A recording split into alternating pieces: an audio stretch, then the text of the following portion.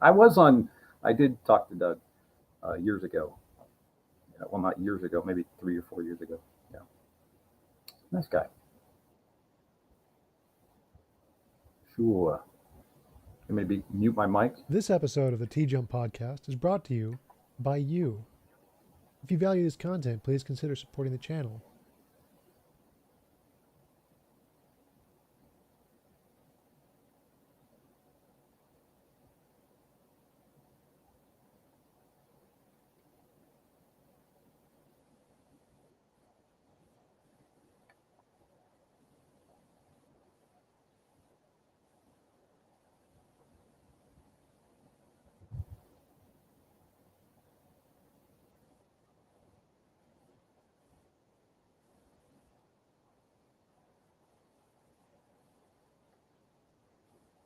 Absolutely. I am a staff apologist at Watchman Fellowship in Arlington, Texas. I am the executive producer of two of our podcasts. You can find them on iTunes and Patreon. One is a podcast about cosmology and Christianity and creation called Good Heavens. So you can find that at patreon.com/goodheavens. And we also produce another podcast, patreon.com/Watchman Fellowship, called the Apologetics Profile Podcast. And we talk about other religions, apologetics topics, worldviews, and things like that. And we produce that once a week. Good Heavens is about 2 to 3 times a month. But I do that. I've been a Christian for 27 years. I am a co-editor of this book, The Story of the Cosmos, How the Heavens Declare the Glory of God, with philosopher Paul Gould. And that came out in July of last year. It's my first book. I have an essay in the beginning. And I have a degree in cultural apologetics from Houston Baptist University. And I did my thesis under the direction of Oxford scholar Dr. Michael Ward on C.S. Lewis and his imagination in the cosmos. And I struggled with depression, lost my father to suicide when I was in high school. And I have 3 younger brothers, never been married. I love to stargaze.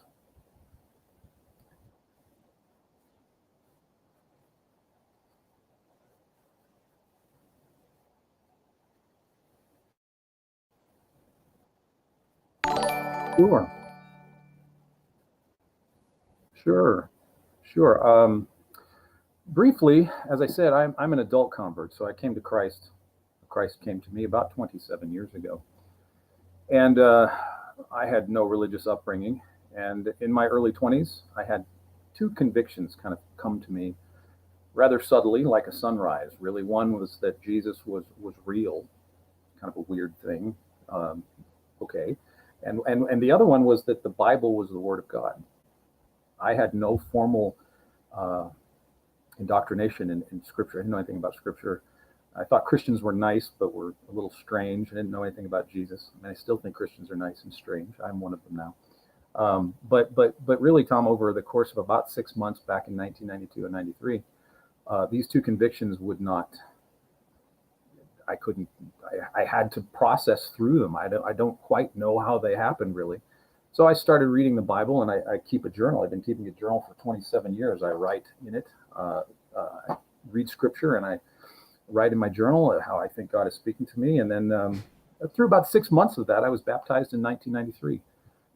And then I didn't know squat about Christianity. Even when I got dunked, I probably knew nothing about it. I didn't know anything about apologetics. I barely understood what Jesus had done for me. I think I was ignorant of a great many things. So it's kind of weird. I started my Christian faith that way. And then I have, over the course of the last 27 years, developed reasons for, better understanding my faith. As St. Augustine said, I want to believe in order to know. And that's kind of what my experience has been. I started with this belief or conviction that Jesus is real, he's the Lord, he's God, and worked that out. What does that mean? If that's true, what's it look like? What should I do? And so the last 27 years have been that process of what theologians call sanctification, being made more and more like Christ, in the image of Christ as I grow in the knowledge of him. So my reasons for believing were those 2 convictions. That's what started me. And then you said you found more reasons as you got older, or you researched more into Yes. it. Yeah. So completely ignorant of the Christian faith. I think even after I was baptized, I didn't even know what the Bible really was all about. I didn't know the distinction between sin and grace in the Old and New Testaments. And, I just kind of thought that everything from Genesis to Revelation, like if you're a Christian, you have to do everything in that. But then when I get to like Leviticus, like, what do I do with that? Or Proverbs. One of the things that really started me down the road of investigating this, Tom, was reading the book of Proverbs as a baby Christian. And I'm thinking, as I'm reading Proverbs, I feel like the book of Proverbs, I feel more like the fool in Proverbs than I do the wise person. And I just didn't know what to do with that. I thought all Christians were obviously the wise person in Proverbs, and that here I was, a new Christian, already feeling like, well, I'm not getting this. And what I started to experience, and I didn't know then, was the distinction about the law, the whole theological concept of law versus grace, that we all fall short of the glory of God, which is the law, which is what God gave to Moses. So I started this idea, this concept of the Bible started reading me. I really started feeling foolish and inadequate. And then over the course of years, I began to realize and understand. I went to seminary for a year. I got two degrees, and um, just how what I would call epistemic humility. Jesus developing in me this sense of epistemic humility. And what I mean by that is just being cognizant of my own sinful nature in need of Christ. Uh, just sort of, I wanted to know. I wanted to be able to give a defense, as 1 Peter 3:15 says. Um, but I wanted to know, but yet, a lot of that knowledge puffs up. I've been a very judgmental, egotistical person at times in my Christian faith. But as God has revealed Himself more and more to me over time, I feel like the older I get and the more I know, the less I actually know. So over time and experience through hardship and suffering, and through the forge of depression, God has even taught me how to rely on Him and to give a soft answer, and to share people why I believe. Yeah, so I mean, I don't see any problem with that so far. It's mostly just personal experience, and I definitely agree with you that as we get older, we realize more about what we don't know. The more we know, the more we realize we don't know. The Dunning-Kruger kind of a Yeah, thing. But yeah. yeah, I totally agree there. But how did that, or what is there any evidence or arguments that actually lead you to the belief of a God, or was it just your experience or your feelings that got you there? Well, whether I call it a feeling or a belief, when I was 25 and had a girlfriend and life was going pretty well, um, why these two convictions about Jesus and the Bible? I still really can't explain them other than God approaching me through His Spirit, through His Son. Like, come here, son, I have something for you. In that sense, some people have said, well, it's because your father died that you wanted to cling to a father figure. No, I've had problems with father figures and authority figures all of my life because of my father in that situation. I was not looking for God at 24 years old. I was not pining for a father. I needed one more than I wanted one. Let's just say that. And so God sort of took the role of father, and shortly after I became a Christian. So yeah, I mean, I'm not grounding my faith. I'm not saying it's true because I've had this personal experience. It's true independently of me or not, whether or not my experience attests to it. But I think in living out a sort of proof, if you will, living it out, you begin to see um, the truth of it unfold before you. So I'm not using my personal. I mean, I have my personal experience. That is one thing that I do have, but I wouldn't say that because of my personal experience it must be true. But that's just describing how it began, and that conviction of how it's lasted through the last 27 years of talking to atheists, learning about science, learning about the cosmos, learning about history and philosophy and all that stuff, and learning, okay, if the Christian faith is true, how does it inform other aspects of our society, which is a very modernistic, anti-agrarian society. I was just talking to a theologian in Scotland, interviewed him about his book, and we talked about one thing, like the loss of kingship in our cultures. As you know, Tom, in the UK, the Queen is just sort of like a figurehead. Not She didn't have the authority of what she once did. So and in the United States, how did we start off? We started off with to heck with you, King, right? We just no more. So we have a problem right off the bat culturally of trying to imagine, Jesus or God as a king. That's problematic. The other problem is that we are not an agrarian society anymore. We can go to the grocery store at any time of year, any time of day, and get an apple if we want to, or a grapefruit, or a banana. We've lost the sense of what it means to be to know the world through the eyes of a farmer. Jesus uses so many parables of agrarian in agrarian nature, like seeds and planting and harvesting, and that's just something that's lost to us. So we're at a disadvantage culturally. We swim in a very modernistic scientific worldview that it's difficult to put our feet, our faith, our understanding in a culture that was very accustomed to monarchy and to an agrarian way of life. And so the modern world is very, in its presuppositions, is very anti-Christ, I would say. And so it's a very difficult uphill battle to try to establish the legitimacy of Christ, the preeminency of Jesus in this world that hates him. I mean, I probably would agree with that. I think I'm not a big fan of Jesus, or especially the Old Testament. In many ways, I think it's wrong about most things. It doesn't seem to be to map onto society or morality very well. And the more important thing is I don't see any reason to believe it's true. I mean, it just seems like a bunch of stories, no different from any other stories that came 2,000 years ago. So why should we believe that any of that's actually true? I mean, I can understand that your personal experience you had, like if I had a similar personal experience where I prayed to God and God did something for me in life and had a powerful impact on me and made my life better in some way, I would absolutely believe for sure. But that didn't happen. And as far as I know, it doesn't happen for most people who aren't already Christian, or for the most part. So do we have any reason to believe that Jesus exists, is actually a God, or that the Old Testament was true in any way other than just the personal experience? Sure. I mean, a great question, because obviously other people have different experiences, as you say. Some pray and don't get the answer they want, or a Muslim prays or a Mormon prays and they get that burning bosom experience or whatever. So we have people that have a multitude. Not everybody's experience. Everybody's experience is legitimate. I mean, you've had experiences, Tom. I wouldn't deny the legitimacy of those experiences, of course. So do Muslims and Mormons and everybody else. We all have personal experiences, and I don't deny that those are genuine and real and seem very true and apparent to us. I think the question is, what of these personal experiences, which kind best aligns itself with the way the world really is? And so one factor would be, obviously, we start with our personal experience and examine it in light of the way the world seems to be. But the other problem is, Tom, and of course we all suffer from this. I'm not just saying atheists and Christians, but everybody, we all suffer from this. And when we talk about reality, our perception is finite and limited. So we could talk about reality, we could talk about the cosmos and trees and biology and DNA. But in truth, we are epistemically finite in what we can know about reality.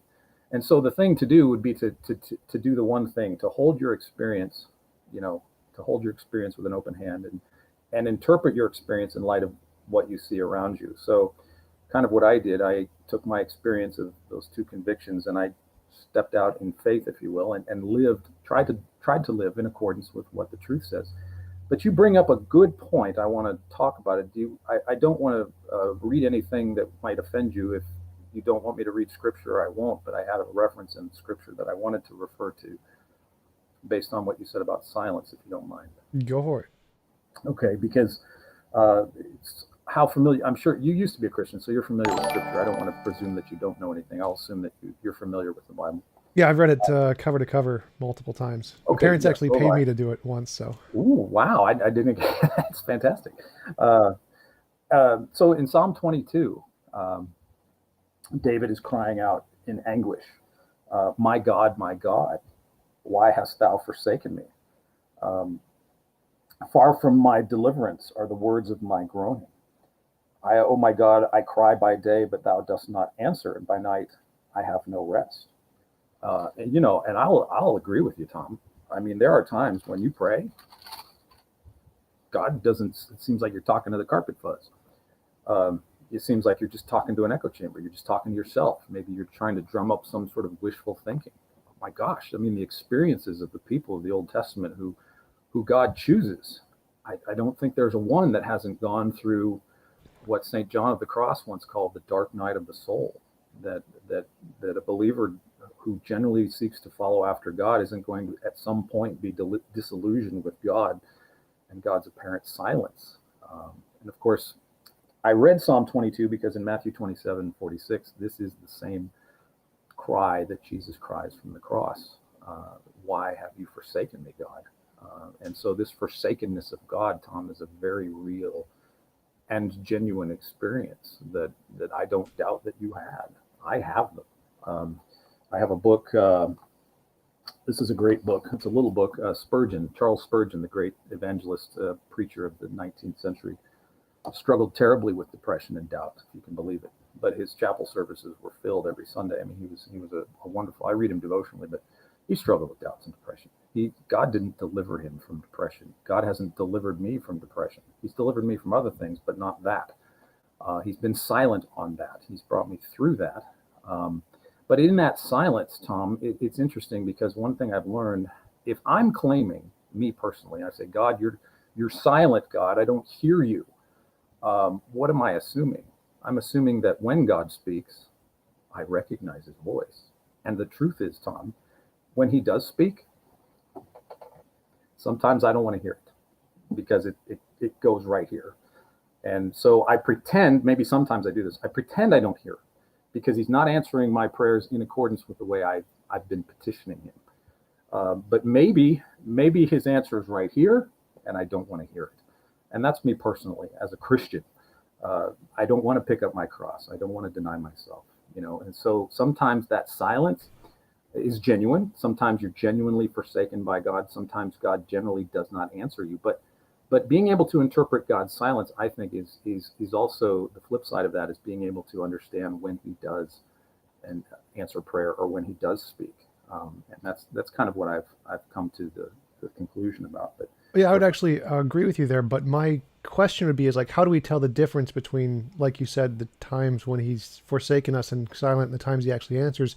Because for me, as an atheist perspective, it all seems just like imaginary. This just seems to be like things, psychological pinnings that people are attributing to what happens in the world by pure chance. They happen to feel better, or the placebo effect. You pray to someone who you think is going to help, kind of like talking to someone when you're depressed who you think is going to help.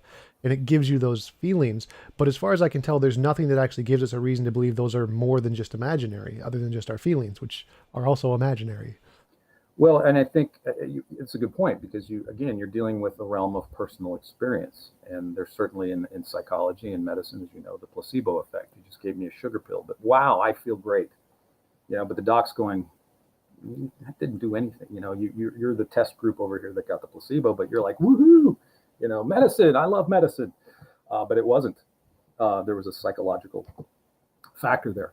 So here's the thing with sorrow and feeling. And emotions. You're familiar with the scripture in Isaiah Isaiah talking about the Messiah being a man of sorrows and one acquainted with our grief. And then the shortest verse in the Bible, do you know what that is? Do you remember? Nope. John 11:35. You know what it said? Mm-mm. You know what's going on there? So Jesus wept. That's the shortest verse in the Bible. And do you know why he's weeping there? Do you know what's going on in John 11? He's about to raise Lazarus from the dead. His sister, his family's there. Jesus loved Lazarus. But the creator of the universe, who has this power to raise people from the dead, is weeping with the family of the one who they just lost. Jesus loved Lazarus. So I think for me, Tom, I think to understand sorrow and sadness is for me the rehabilitating hope that I have is that the God of the universe was intimately acquainted with my sorrow as a man, as someone like me, and intimately acquainted with the sorrows of other people. And that has basically saved me from suicide. It hasn't cured depression, but I went through, I almost did it about 20 years ago. And God's love intervened in that. Now, as we've been talking, that suicide and sorrow and depression are very serious things. About 40,000 people a year in the United States take their own lives. That's enough to fill Wrigley Field, capacity crowd at Wrigley Field. So there's something tragically wrong with the human condition, Tom. I think we would agree despite all the technological advances in science and medicine, that we are still wrestling with this idea of human sorrow. So what's going on for me is that I give my sorrows to Christ, who has borne them, and I attest. Now, again, this is just personal experience, but it's what I have. I attest to the fact that the Lord of the universe has spared me. He didn't spare my father, and I don't know why, but he has spared me um, through the hope that has come from his word, and through fellowship, and through trying to live the Christian life, though I don't do it perfectly. It has given me a reason for continued hope when all is silent or dark. And I think if that weren't true, I think I'm not saying that my personal experience makes it true, but I'm saying I don't take medicine for depression. I pray and have other people pray for me, and I read scripture, and I do things that I try to glorify God, and through that I find relief from despair. That seems to transcend emotions, because if it was just emotions, I should have probably gone back and been tempted by suicide again. But there seems to be a fence there that though I can't see it, I know it's there, and it doesn't permit me to go over the edge.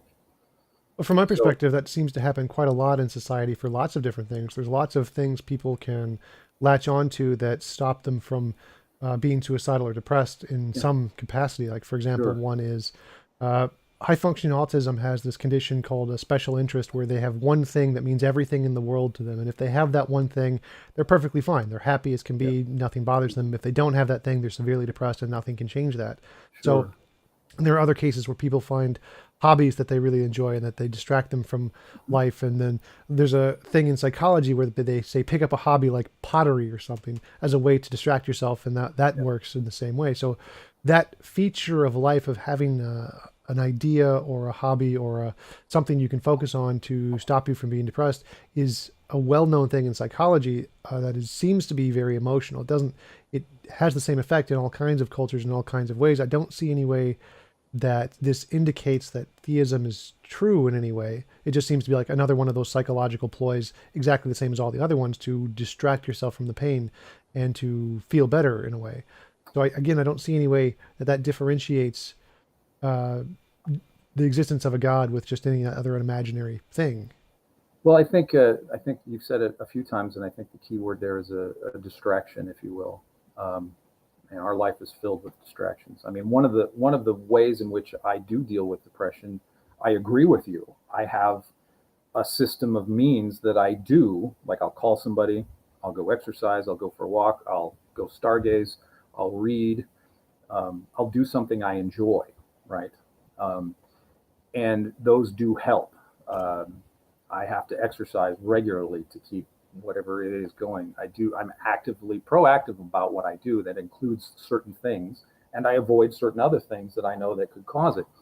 But I think if all that it was a distraction, baseball, video games, whatever, the distraction itself. I know that when I was suicidal 20 years ago, I lost part of depression is what they call anhedonia, where you The lose. inability to feel pleasure. Exactly. And so distractions can temporarily give us pleasure. I will concur with that. And I know that we can fill our lives with a myriad of distractions, Tom. I would agree with you there as well. And I think to some degree, to some limited capacity, the distractions can be helpful. Absolutely. But I think as you say it, and I think I agree with you completely, that the distraction doesn't actually get to the root of what the despair is. It temporarily takes us away from what we're thinking of, but it doesn't deal with the root cause of why am I sad. I mean, I don't know what the reasons were, but a couple of years ago, you remember Anthony Bourdain from Cooking show. yeah, he was a great guy. I mean, he went all over the world.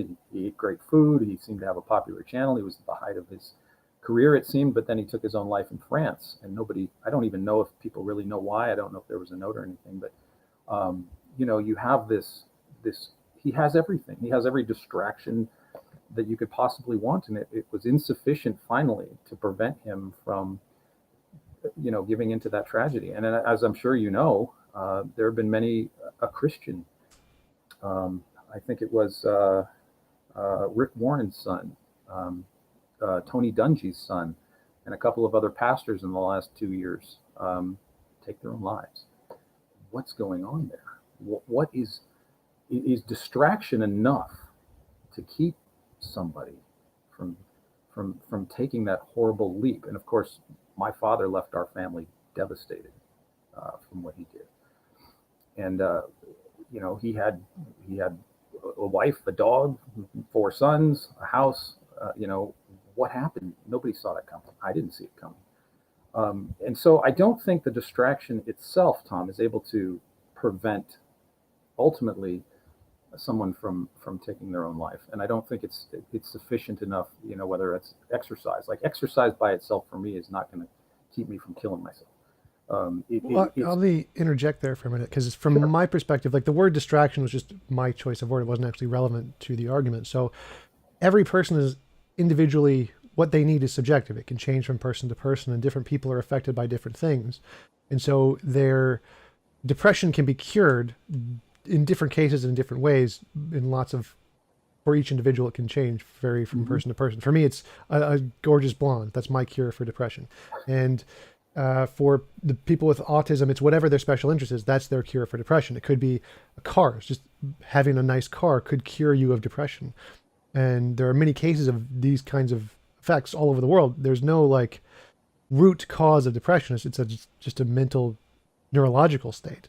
And if you change the neurological state, you cure depression.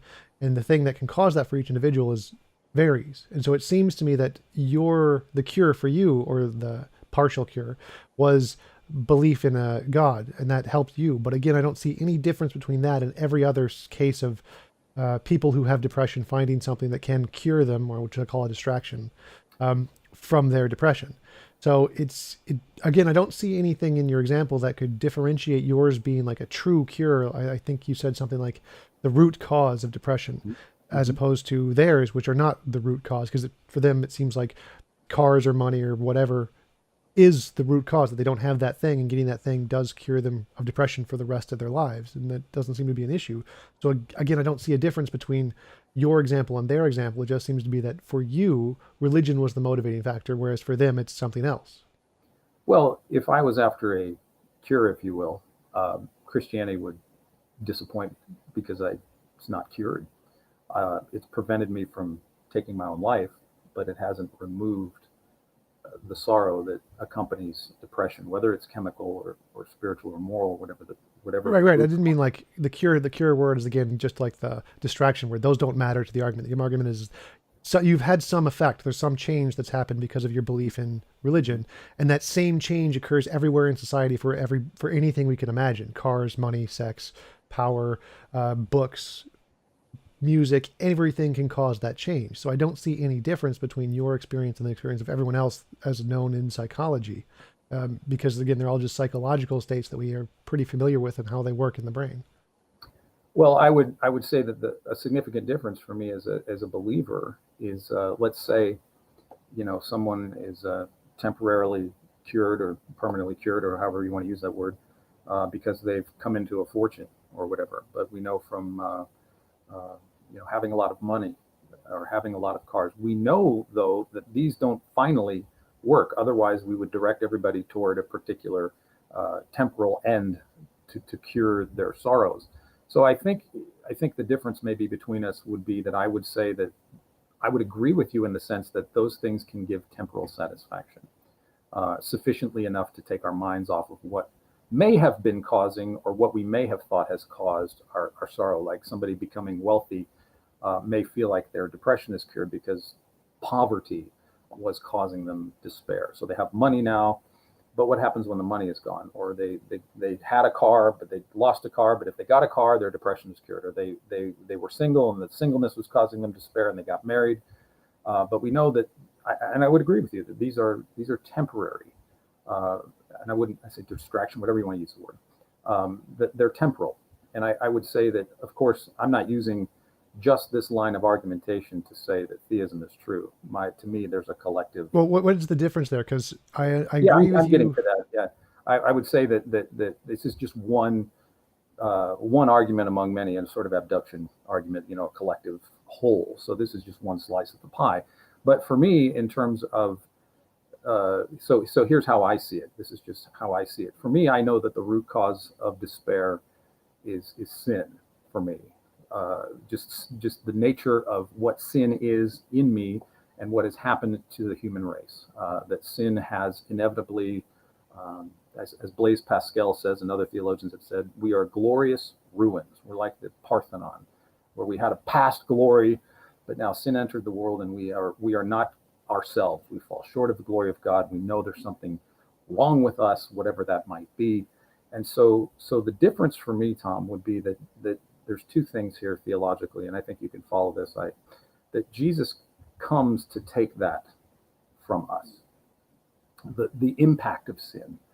So Jesus, God made Jesus to be sin. He who knew no sin became sin for us. So Jesus deals with the root problem of despair on the cross of Calvary. Now, that doesn't mean that you are freed from the physical problems of sin and despair. We all live in a fallen world. We all deal with, I mean, you live where you do, and you've seen the riots, and you've seen all the chaos of humanity. Here we are, a super technological society with all this medicine and technology available to us, and we're fighting in the streets among one another. Something is wrong with us that science can't finally solve. So for me, Jesus solves the sin problem. He takes the impact of sin upon himself. That's justification. God makes me right. Jesus makes me right with God. Well, wait. So it seems to me that you imagine there is this root cause of depression, and you imagine that Jesus is the solution to this depression.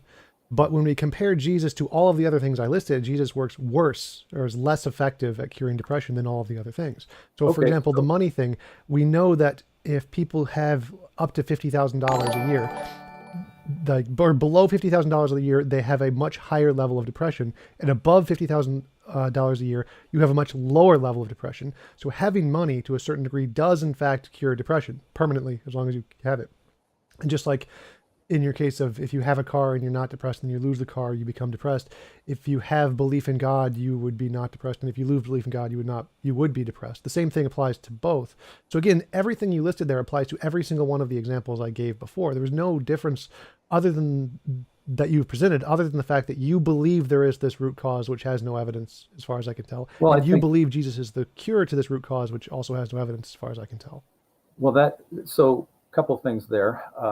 One is evidence, which we could get into. Of course, I'm sure you'll want to get into that. But I think the first clear up a possible misconception that I may have been at fault for portraying here, that I'm not saying that because Jesus delivers us from sin, that the world, the life in which I live in this world is going to be perfectly utopian.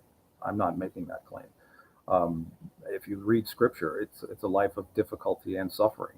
That part of the fundamental hallmark of the Christian faith is perseverance through suffering.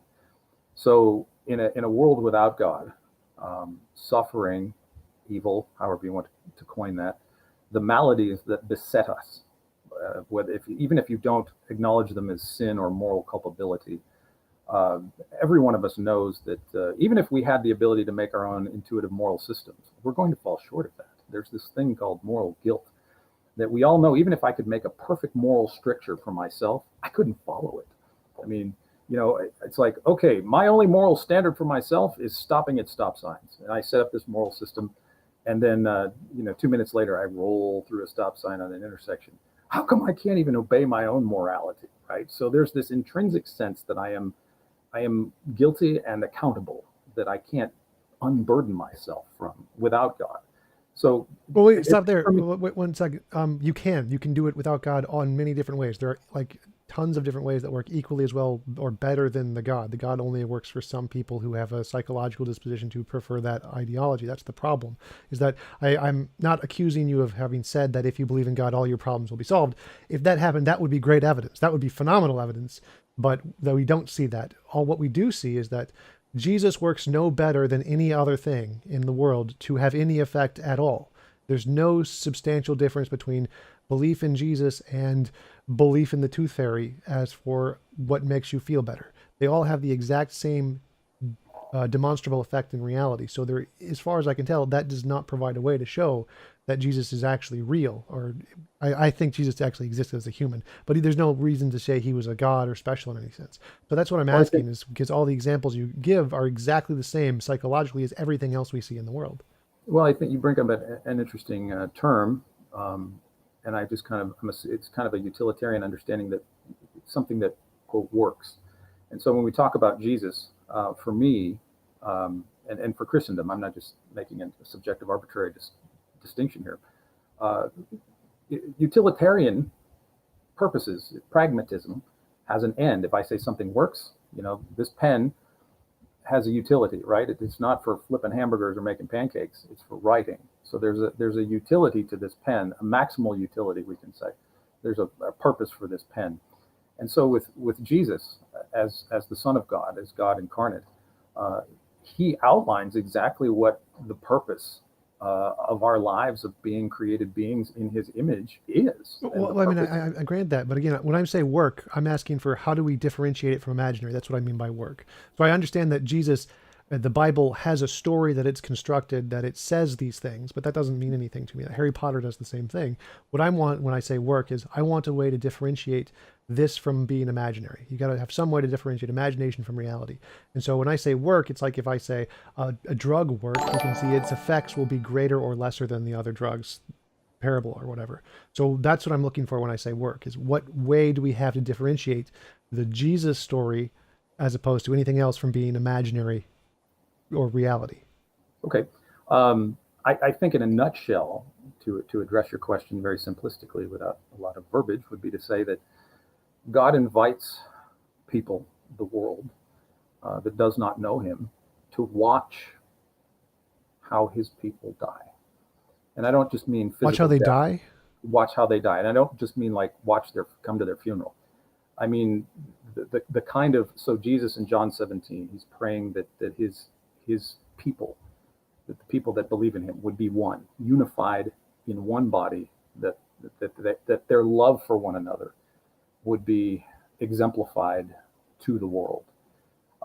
So I'll give you a very practical example of something that just happened to me. And this is just one example. I'm not saying this is ironclad proof of anything, but I think it answers your question, at least in one sense. So the answer really is watch how God's people die, to themselves, to the world. Watch how they live, Tom. You have every right to question what I believe if I'm not living in accordance with what I'm telling you. I don't live the Christian faith perfectly. I'm just a guy. But I don't claim to be living the Christian life perfectly. But a year and a half ago, I believe God led me to give a car, my only car, to a family in need. The car needed repairs. I couldn't afford to repair it, and I had met them driving for Lyft. They told me their sob story. They weren't asking for my car. I asked them. I stayed in touch with them, and I told them I'd be happy to give them my car if they had the money to fix it. It could be theirs and they could take it. Now, I didn't have another car. It didn't make any sense to me, and I lost a few friends over that decision. That was a year and a half ago.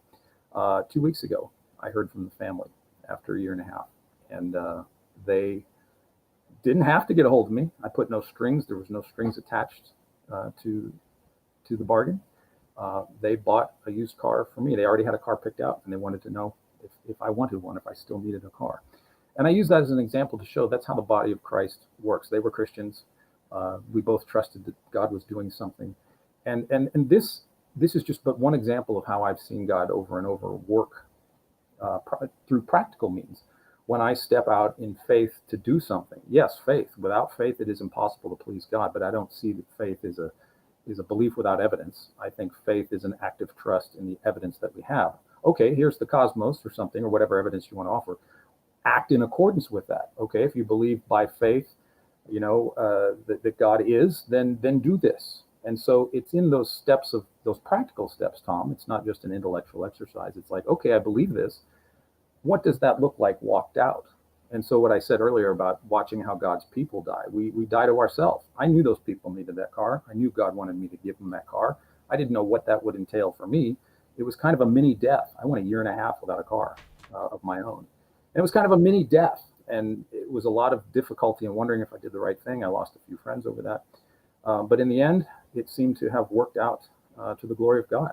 I mean, neither of us were millionaires. It's not like they bought me a new car or something, but we're both providing each other's needs, dying to ourselves, and exalting God and trusting in God. And so that's just one practical way. You just kind of walk out what you believe, and that's the best I could say to you. If you want to see practical evidence, just watch how genuine Christians try to love each other and love people that don't believe. I think that's one thing. Well, I mean, I see when I compare that to other societies like Sweden, Norway, Denmark, all the Japan, all the atheistic societies where there's majority non-religious people, they do the same things. Like actually charity is better in non-religious societies. Um, and giving is better in non-religious societies. There is less poverty in non-religious societies. There's better education in non-religious societies. All of those things, and when we look at the non-religious societies, they do all the same thing and have the same results without belief in a God. Like there's nothing. The belief in God doesn't do anything there. It's just a post hoc or ad hoc justification for why it succeeded. When really it succeeds equally or better everywhere else. It doesn't change anything. The belief in God is just a motivation kind of a thing, which is this people have a different motivation in other societies, and we know that's a part of evolution. We know that societies that are cooperative and help each other survive better than societies that are selfish and self-centered. And so the fact that there are societies that help each other out and give each other cars or food or help with charity and poverty is a part of evolution. We know that happens. We know why that works. And the faith thing doesn't seem to add anything. Again, it's the exact same as all the non-faith societies. So that doesn't seem to give us a way to differentiate the Jesus example from all the other imaginary examples. So you said you have to use the evidence and live in accordance with how we see the evidence. But as far as I can tell, you haven't presented any evidence. You just said, here are my justifications and feelings about how I imagine these things, like the effects on depression and helping societies work. But we know the same effects on depression and the same effects on helping societies exist in every culture all over the world, and actually more so in less religious societies, more secular societies. So again, I don't see that as evidence at all for God existing. Well, I think a couple of thoughts come to mind. There's a lot to address there, and if I ramble, Tom, just stop me. If I'm not answering your question, just stop me, because I ramble. So I'll try to address your questions as best I can. So number one, I think C.S. Lewis did this years ago. I'm not claiming anything novel here. In I think it's Mere Christianity. Oh no, The Abolition of Man. At the end of the book, he comes to what he calls the Tao, where he surveys ancient and contemporary cultures, the mores, the religious strictures, the moral strictures that every culture has shared over the years. So I think the interesting question here is, given the universality of things like compassion, charity is from the Greek word charis or charis, which means grace. So you have the universality of this in justice. We all desire justice. If you've wronged me, there's a wrong, it needs to be righted. This idea of justice, this idea of compassion, this idea of helping the poor, this idea of giving to people that are in need, this idea of considering others better than yourself, even the edict from Jesus to love your enemies or to respect your elders. There's a cross-cultural universality about all of these aspects that I think cannot finally be explained by natural selection, because given natural selection, if materialism is true, or philosophical materialism, I don't know where you are on that. I don't want to presume, but I'm a philosophical naturalist. I think naturalism. Okay, I assume I thought maybe that's what I'd heard you say that before, but let's grant philosophical naturalism to be the case, and that we are evolutionarily accidents or unintended creatures of the cosmos that has become self-aware or something to that nature. The method itself, I think Sean Carroll describes this in an essay in Science and Christianity. This volume, in fact, right here, the Blackwell Companion to Science and Christianity. Sean Carroll has an essay in it. Let's see if I can flip to it. Anyway, the thought is, oh yeah, here it is. Over the past 500 years, the progress of science has worked to strip away God's roles in the world. And what I think is confused here, Tom, I'm not saying you necessarily, but I think in philosophical naturalism, what I think is confused is method versus ontology. So method becomes the sort of divine ontology for a naturalistic worldview. So we have the scientific method, or whatever, however you want to describe that, the material, what do you call it, methodological naturalism, right? Which is just kind of one more step and you're a philosophical naturalist. But I think the methodology of science has ontologically sort of taken the place of God, small g, that with this unassailable method that we can approach the truth of the universe.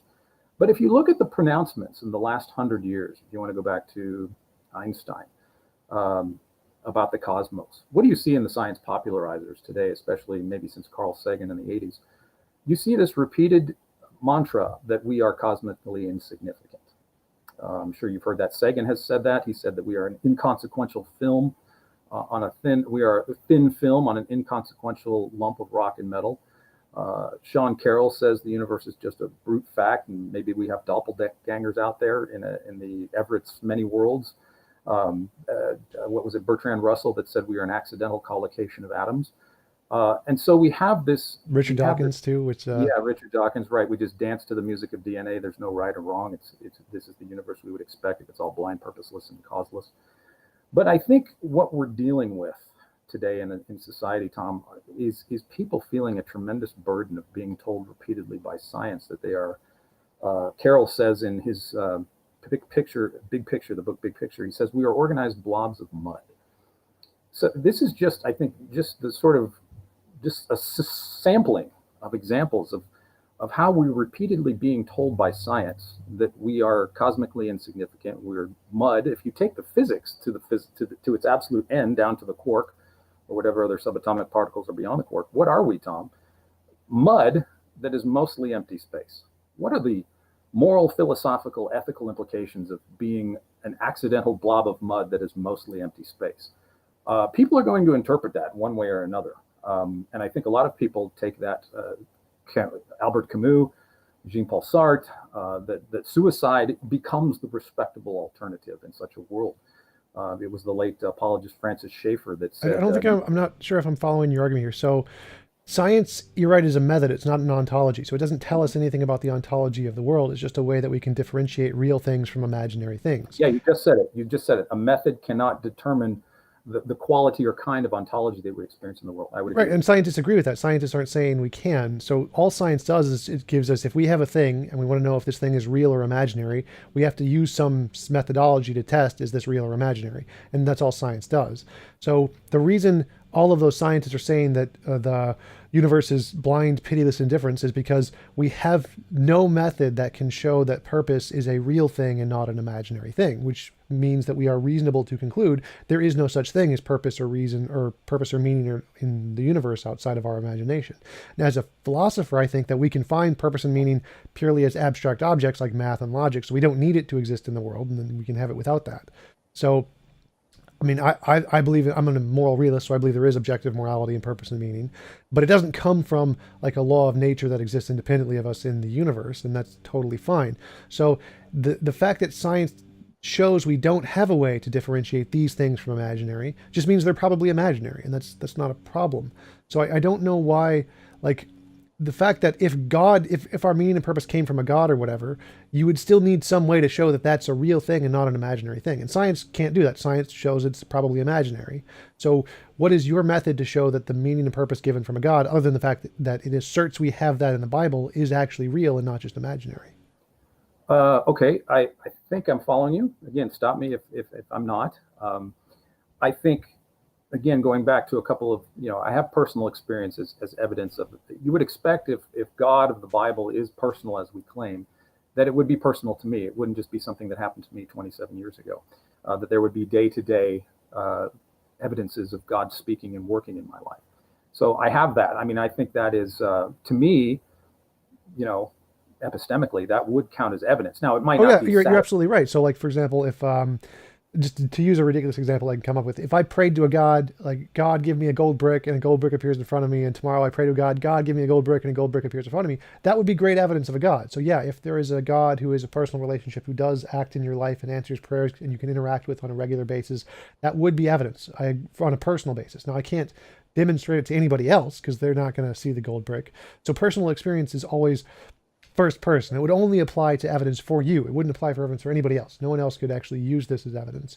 So when we want evidence, it needs to be something anyone can use. So the fact that you have a personal experience with God on a daily basis could count as evidence for you, but it wouldn't for me. And the fact that I have a personal experience where there isn't one would mean evidence for me that there isn't a God. So personal experience is a terrible basis of evidence to try and show that God isn't imaginary, because it would only work for you in the first place. It doesn't matter what kind of personal experience you could tell me about. You could tell me that God literally did create gold bricks for you every day. I mean, I couldn't verify that, so it would be terrible evidence for me. So No, I get you. I understand what you're saying. That experience is subjective. I mean, I'm not denying that. I'm not saying that my personal experiences are objective, empirical proofs of God's existence. That would be silly. I don't claim to do that at all. Excuse me. If you don't mind, I had an idea come as you were speaking. I want to read from a couple of my favorite theologians. This might surprise you, but Sure. I say this to myself. I'm not putting you down by this. So please don't think I'm making fun of you or anything, because I'm not. This is me. A couple of my favorite theologians are Frog and Toad. You ever read Frog and Toad? I don't think so. Not. You never read Frog and Toad? This is so. this is my elementary school. They're great. They're little, first, second grade readers. But I used to teach, just background, I used to teach elementary school. Kids love this book. I would read to them, and I would do voices, and it was a lot of fun. But I found Arnold Lobel was Jewish, the man who wrote Frog and Toad. And there's a lot of Jewish midrash in there. There's a lot of Jewish wisdom in these books. And so I call Frog and Toad my Old Testament theologians, and I think they are. But I say this to myself to answer your question. I am going to answer. This is not a sidetrack. But there's a story in this book called The Garden, where Frog is kind of the wise sage rabbi, and Toad's kind of the guy that learns trial by fire. Frog has a garden. Toad sees the garden. Toad is envious of the garden, and Toad wants to have a garden, right? And so Frog says, "Well, you take some seeds, Toad, and you plant them, and you'll grow, and you'll have a garden." And so Toad is frustrated. He wants the seeds to grow immediately. So Toad obviously doesn't understand how seeds work, right? And he starts yelling at his seeds. Now seeds start growing. Toad looked at the ground again. The seeds did not start to grow. He yells at the seeds. Frog hears him yelling at the seeds. He's like, "What are you shouting at your seeds for?" Right? And Frog tells him to leave him alone. But then Toad goes back and he reads him stories by candlelight. He sings them songs and all this stuff. He does all this work. Of course, that has nothing to do with agrarian farming. And then Toad falls asleep. And days later, what happens? There are seeds. So I'm kind of like Toad, Tom. In one sense, I know very little about God in a true sense. In one sense, I know I should be planting seeds, and that's what I do as a Christian. I tell people my personal experience and share with them what I think is evidence for God. But then sometimes in my early walk, Tom, I shout at people. I yell at people. I do embarrassing things. I try to force people to see my arguments. And if you're not persuaded by my arguments, you've seen this a lot. People get frustrated, right? People get angry with you when you're not persuaded. People see. And so me, I start yelling at my seeds. I start shouting. I start singing songs. I start doing all this stuff. And then finally, what happens? I fall asleep. And God does the work. It's what the Apostle Paul says, that I plant, somebody waters, Paul waters, somebody plants, but God gives the increase. And so the best I can do, Tom, as a finite human being created in the image of God, is plant a seed to give you some food for thought. And if you don't find it, of any evidence, there's nothing I can do to make that seed grow inside of you. My job is to sow and to share. And so getting to the heart of your question, the difference between, what we see in the world and versus a belief in God is really, again, it is, as you said, it's not convincing to you, but that is in accordance with the reality how you perceive reality, as it is in accordance with how I perceive reality. But I think the difference is, Tom, that for me as a Christian, that God works through me despite all the things that I do and don't do, that God continues to work through my foibles and sins. And so I think the evidence issue really is one of, okay, we can talk about objective evidence. Are there really seeds coming out of the ground? Did I really use seeds? Am I really speaking truth? Are the seeds that I'm talking about, are they really true? Or is it just a matter of being convinced? because I think there's two different Oh, right, things absolutely. working on there. So are you? So is evidence? So we can say that evidence might not be convincing for Right, you. right. So I'm not saying that. I'm saying those what you're talking about are objectively not seeds. Those are not seeds. Those are pebbles. Pebbles don't grow. They are literally objectively don't work in any way. They don't count as evidence in anything. So, for example, the point of me saying that when you have an experience of believing in God and having that have an impact on depression in some way or keep you from suicide or whatever, that same thing can be said of all these other things that are not God. So if for example, if I have a lucky rabbit's foot in my pocket, and if I have a lucky rabbit's foot and I find a $20 bill on the ground, I'm like, oh, it must have been because of the lucky rabbit's foot. Well, then if we test that hypothesis and say only people with a lucky rabbit's foot find $20 bills, or if you have a lucky rabbit's foot, it increases your probability of finding a $20 bill. We find out that's false. Like, no, it has no impact at all. It has 0% impact on whether or not your chances of finding a $20 bill. So when you add faith into the equation or a God into the equation, does this increase the probability of whatever effect you're looking at? In the case of personal experience, the answer is no. We can prove for a fact it does not in any way have a discernible impact, more so than anything else we can see in reality. And the same with the other cases, the personal experience, the having an impact in your life, the curing of depression. Every single example you have, we have like lots and lots and lots of tests in psychology and sociology of these things, and we know for a fact those do not work. They are exactly like the lucky rabbit's foot. There is no discernible difference. Therefore, those aren't seeds. Those don't count as seeds at all. They're just rocks. I think my question would be, let's say, for example, I'm looking for my pen in my study here, and I can't find it, and I say, there's no evidence of my favorite silver pen in my study. Now, that doesn't make any sense if I don't know what I'm talking about, right? Well, what does your pen look like? I'll help you find it. Well, I don't know what it looks like. Well, that doesn't work, does it? I mean, I have to, if I say I can't find X, I'm assuming that I would know what X is if I found it. Would you agree with that? I think so. Yes. If you don't know what Yeah, X I'm not is, trying to be tricky. I'm just saying, look, if I say there's no evidence for my pen in the study, I should know what the evidence for the pen would be if I found it. Ah, here it is. See, it's silver. It's clicky. All that it's stuff. like if somebody came into my room and like, I lost X. Can you help me find X? And they're like, yeah, sure, I'll help you find X. What's X? Right. Well, what is X? Right. Are you talking about the letter X? Here it is. I could draw an X or whatever. So, I'm not trying to be philosophically astute or anything. So I think when it comes to God, I think the question is, if I were to say there's no evidence for God, I think that falls into the classification of a subjective kind of understanding of evidence that would convince me, let's say. So that would be in the realm of subjectivity to say there's no evidence for God. Well, I would object to that. So I would say that, again, evidence is that which can differentiate imagination from reality. So that's an objective qualifier. It's not subjective. Subjective is Okay, so irrelevant. all right. Well, let me back up then and reiterate so I understand better. So your definition of evidence is, let me make sure I say it so I understand what you're saying. Your definition of evidence is that which can help us differentiate between the real.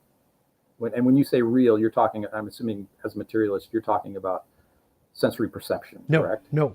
So my definition of evidence is that which can differentiate imagination from reality. Okay, so reality.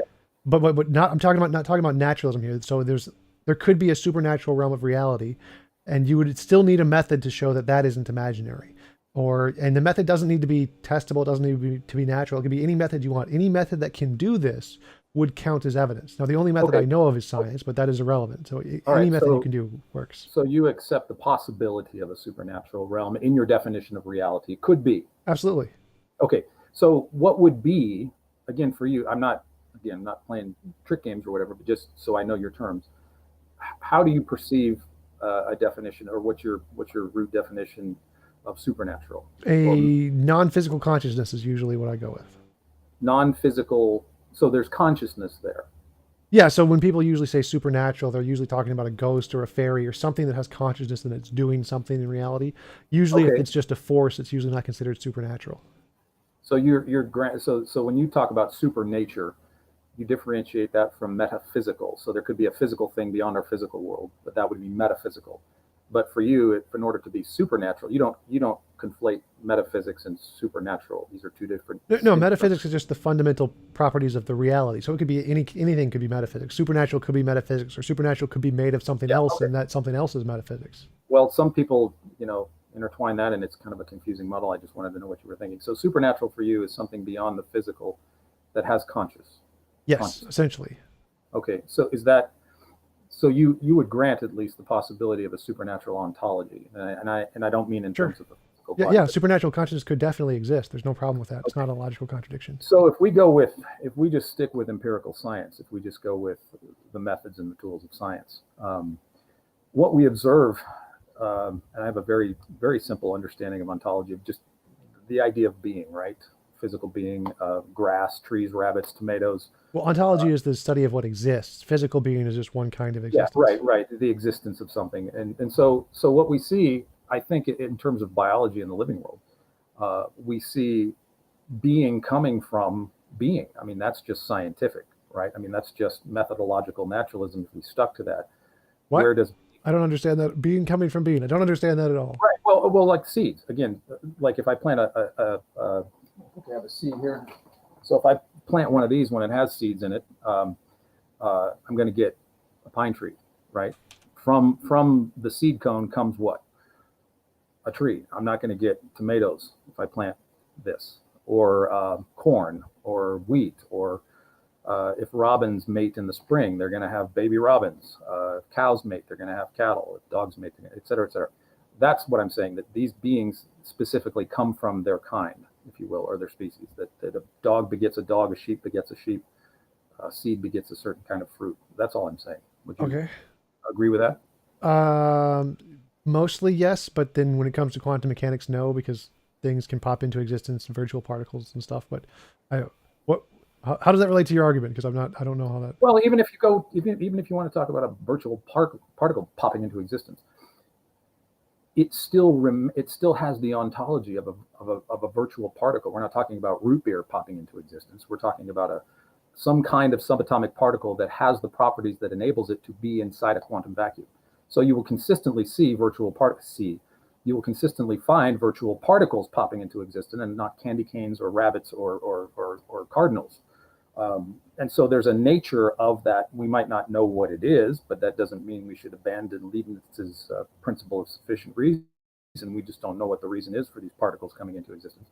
But what I'm saying is that in the physical scientific world, it's just an unknown on the physical level. But primarily, being begets being. I mean, being begets like being. I mean, if I have children, they're going to be children and not sheep or doves or chickens, thankfully. That's all I'm saying. Scientifically, we see being coming from being. So my simple position would be that the biological life from grass to grasshoppers to presidents and kings, that these beings ultimately emanate from a supernatural being who is beyond and above our physical Why? universe. Because that just Because it seems like because let me see if I can steelman your argument here. You're saying that everything that begins to exist has a cause. There must be something that didn't begin to exist to be the first cause, kind of a thing. well, just nature begetting nature, Tom. I don't even have to go into the Kalam necessarily. Just the origin of being. So you have two possible origins of. I'm just speaking of biological life here for just a second. That we see scientifically, we see living things begetting living things. You plant winter wheat, you're going to get winter wheat. You plant corn, et cetera, et cetera. So if we trace all that back, we have, as I see it, we have two options. We have a naturalistic option that, and I know this isn't the realm of Darwinian evolution, it's just abiogenesis. You have a naturalistic evolution of some kind of DNA RNA mechanism that sort of self-assembles at some point in the Earth's early history. You have that option on the table. You have Francis Crick's option of panspermia, some sort of alien race sending a meteor with some biological life that survives Earth entry and starts the whole process. Or you have a supernatural being, which I think is the creator of the universe, which is Christ, which is what I prefer, because I see being coming from being, and all of this design in nature does seem to emanate from a mind. Well, like just for example, in nature, in flowers, I'm sure you know this. The bottom of the pine cone, there's a few sequences here missing, but you know what the sequence is at the bottom of pine cones and flowers and sunflowers. You know what this is called? Yeah, golden ratio. Golden ratio. So if we were to count all this and to do the math, we would come up with numbers 1, 1, 2, 3, 5, 8, 13, 21, 34, 55, 89, 144, blah, blah, blah, blah, all the way down the line. And if you divide the one number into the larger number, you always get a ratio, as you say, of 1.6. And this is in everything from flowers to pine cones to galaxies, you name it. The Fibonacci sequences, even in art and music, it seems to be the wonderful mathematical golden ratio in all of nature, even from galaxies all the way to sunflowers, this 1.6, 1.618 or something like that. And to me, that bespeaks of a mind. Not only do we have this ontology of living things, but we have this mathematical resonance that math there's a number sequence that ties this together with Andromeda, and that's just fabulous. And so there's two things there. I think I wanted. One is the Fibonacci sequence it's a physical consequence, because like if you had take an object of size X and then you put it next to another object of the exact same size and you put it below it, necessarily the distance from that you're putting it below it is going to displace it a certain percentage. And if you continue to place those objects in a line, you're going to necessarily get the golden ratio. It has nothing to do with a mind there. It's just literally just physics. If you just take a spiral and you spiral things down in a greater circle, it's always going to get the Fibonacci sequence. So there's not really anything special about that. It's just a description of exponential growth. That's it. There's no real. Think you don't find there to be any persuasive argument that the bottom of a pine cone and galaxies, spiral galaxies like Andromeda, are connected by this Fibonacci sequence. Why would a pine cone spiral and a galaxy spiral be one in the same ratio? Because all spirals have the same ratio. Yeah, and that to me, I think that's where we'll probably disagree. That I see that as evidence of design, and I couldn't do that. All circles are circles. So I mean, why would that be evidence of design? Well, I mean, you look at the mathematical, what I would call the mathematical resonance. We have a chapter in our book by Melissa Cain-Travis. I don't know where my book is. Here it is. We have a chapter in our book written by Melissa Cain-Travis talking about the mathematical resonance of the universe. And I think it's remarkable. And it's something Einstein said, that the most unintelligible thing about the universe is that it is intelligible. And part of that intelligibility, or the great aspect of that intelligibility, does seem to be mathematics. The applicability of mathematics to everything from distant stars down to blades of grass, that we can do. We can do math on nearly everything. We can describe things in quantities and qualities and distances. And the little number systems, whether you think we discovered them or created them, that our little counting systems on our fingers have resonance with something 2.5 million light years away, or even further light years away. That this math seems to be, as Galileo said, the language that God used to create the universe. And so I think that the mathematical intelligibility of the cosmos and the created order bespeaks of a mind. Well, how so? Because math is a language just like English. So the fact that we can use math to describe galaxies and pine cones, we can also use English to describe galaxies and pine cones. And math has the same problems as English, because you can have mathematical formulations that don't describe reality, like E equals MC cubed. Like that doesn't describe reality. Or you can have math that has logical contradictions. Like you have a married bachelor, you can have 1 equals 2 or 1 plus 1 equals 7. Like you can have mathematical formulations that are wrong or that are inaccurate, and you can have mathematical formulations that are contradictory and illogical. Math is just a language like any other language. It describes reality, so of course you can use it to describe universes and pine cones, just like you use English to describe universes and pine cones. The fact that it's a human construction wouldn't be evidence of a god any more than the English language would be evidence of a god. Well, I just find it interesting that, more than interesting. So let's take what John says about Jesus in the Logos. In his prologue and in the opening of John. In the beginning was the Word, and the Word was with God, and the Word was God. And this Word became flesh and dwelt among us. Now, John's use of the word "word" is the Greek word for logos, which means an order or arrangement. And so the Greek world, up until that point, was very familiar with what the logos was. If you go back to Democritus and others who came after him, that all is atoms in the void, that the gods didn't create anything, that the cosmos is eternal. And this is what Carl Sagan hit on that most people sort of miss. I mean, now we use cosmos and universe interchangeably. But Sagan, he was actually on Johnny Carson in 1977 explaining the difference between the Greek idea of cosmos, which means everything ordered, and the universe, which is contained within the cosmos. And that's a distinction that some people are aware of, some people aren't. But anyway, the Greek idea of cosmos is this order and arrangement. And so John rocks the Greek world with his prologue, and he says, well, you know what, guys? The Logos is actually a person in the person in the flesh of Jesus. So logos is the same root word from where we get logic. And of course, language has to be logical. We have the laws of non-contradiction, the laws of the excluded middle, things of that nature. And then we have mathematical laws. As you say, Tom, there's a great deal of precision in numerical reality, because you have to, 1 plus 7 does never equal 8, doesn't matter what, or never equals anything else other than 8. It doesn't matter what planet you're on, doesn't matter what part of the galaxy you're on. If you're on an astronaut in the space station, 1, 2 plus 2 is 4, whether you're way up there or down here. This mathematical resonance has a great precision, and that can differentiate between truth and error. This mathematical quantity is always this and nothing else but that. It's not X and not X at the same time. And so language, I just did an interview with, here it is, Malcolm Guite, Faith, Hope, and Poetry. And we talked about the poetry of Samuel Taylor Coleridge. Are you familiar with Coleridge's work? Nope. Okay, so Coleridge's idea was, he was very much into the language. He was a Christian. He struggled with heroin addiction, but he was a genuine Christian, wrote wonderful poetry. But Malcolm and I talked about Coleridge's use of the word. And as you identified, I think you actually have a Coleridgean view of language, Tom, that if I say the word star, what comes to your mind? The sun. Sun, okay. You have a visual picture in your head of a star, right? Yes. So how did that image get into your mind? Well, the wavelengths, the sound in the air, it's just waves of sound, right? But that somehow engendered in your mind a picture of the sun. And I didn't say sun, I said star. But yet you went to sort of this mental picture of a star. And that's what language does. And I think you would agree. I think that's what you were saying, that if I say star, the word star isn't the thing, right?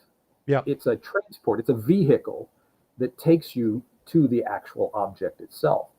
And so what Coleridge is arguing, and what this is kind of the way I see it as well, that if we take the language that we're familiar with, that there is a transcendent quality to it. In other words, it's translucent. We can see through the word star to the actual thing itself. It's a conveyor of something. And so what Coleridge would argue would be that the stars and the physical world, the created order, there was one time where Coleridge was on an afternoon walk, and a friend of his asked, "Where are you going, Samuel?" And he says, "I'm off to a chemistry lecture to get more metaphors about God." And Coleridge believed that the physical world, Tom, was actually like a language unto itself. It was like divine language, because if you take Genesis 1, how does God create? Of course, he speaks things into existence. Now, this is sort of an anthropic description for us to be able to understand, but somehow through God's verbal commands, creation comes to be. And so Coleridge would argue that the trees and leaves and stars are like words themselves. Oh, wait. I don't know if I'm following here. So words are representations of things in the world. We have like the word pine cone. The word pine cone is a made up thing in the human mind. It has nothing special about it. The reason it's abstract is because we made it up. We can make it anything we want. There are lots of different languages with lots of different words. Sure. So language is just a made up thing in our head, like a unicorn or a pixie or a leprechaun. And so the real world is a separate thing. We use these ideas to represent something in reality, and there are certain words that don't represent things in reality, like leprechauns, unicorns, fairies, etc. So math is the same way. Math is, again, just an abstract representation, just like the word pine cone. Some of them represent things in the world, some of them don't represent things in the world, and some of them represent self-contradictions, like a married bachelor. You can't ever have a married bachelor, no matter what, in any universe, just because of what the words mean. So math is... You can't, 1 plus 1 can never equal 7 just because that's what the words mean. We could change the meaning of the words. That'd be totally fine. Just like we can change the meaning of the words of married and bachelor. So again, math isn't prescriptive. It isn't something that's like requires a mind to exist. Like the universe doesn't require a mind to be created in an orderly way. We make the math in our minds to describe the universe. And all it is describing the fact that of what reality is like. And that's it. So there's no reason that the evidence or orderliness of math would be indicative of a mind, because it's not. It's something we're applying to the universe. It doesn't exist in the universe. Math doesn't exist in the universe anywhere. But you are saying that math is a product of mind. You are saying that. Yes, math is a product of human minds.